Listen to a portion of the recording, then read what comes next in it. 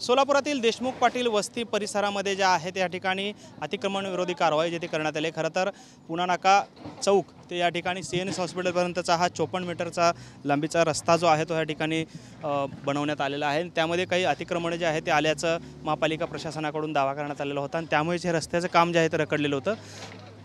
खरं तर इथले काही जवळपास 34 घरं जे आहेत ते अतिक्रमण झाल्याचं महापालिकेचं म्हणणं होतं। त्यानंतर यांना वारंवार नोटिसा ज्या आहेत त्या दिलेल्या होत्या। मात्र या 34 पैकी 18 लोक जे आहेत ते कोर्टामध्ये गेलेले होते आणि कोर्टामध्ये त्यांनी दाद मागितलेली होती। मात्र न्यायालयाकडून जे आहे ते त्यांना घरं खाली करण्याचे आदेश करण्यात आले। त्यानंतर 2 वेळा 478ची नोटीस जी आहे ती या इथल्या रहिवाशांना देण्यात आली आणि त्यानंतर अखेरीस आज जे काही या भागातलं जे काही घरं होती रहिवासी घरं ती या ठिकाणी जमीनदोस्त करण्याचं काम जे आहे ते सुरू असल्याचं आपल्याला पाहायला मिळते। आपण पाहतोय खरं तर रस्त्याला अडथळा होणारी ही घरं आहेत असा दावा महापालिका प्रशासनाकडून करण्यात आलेला आहे आणि त्यामुळेच ही घरं जी आहेत त्या ठिकाणी पाडण्यात येत असल्याचं आपल्याला पाहायला मिळते। आपण पाहतोय हे पाडकाम पूर्णतः सुरू आहे। या ठिकाणी अतिक्रमण विरोधी कारवाई जी आहे ती या ठिकाणी महापालिका प्रशासनाकडून सुरू असल्याचं आपल्याला पाहायला मिळते। खरं तर न्यायालयाच्या आदेशानंतर ही कारवाई जी आहे ती या ठिकाणी सुरू असल्याचं आपल्याला पाहायला मिळते। आपण पाहतोय देशमुख पाटील वस्तीमधील ही सर्व रहिवासी जागा आहे आणि या ठिकाणीच हे लोक जे आहेत लोकवस्ती या ठिकाणी होती। मात्र महापालिका प्रशासनाच्या या ठिकाणी कारवाईनंतर आता ही घरं जी आहेत ती पाडली जात आहेत।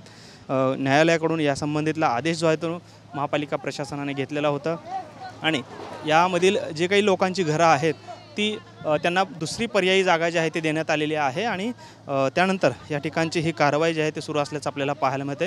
आपण पाहतोय या महापालिका प्रशासनाच्या अतिक्रमण विभागाकडून ही कारवाई जी आहे ते सुरू असल्याचं आपल्याला पाहायला मिळते।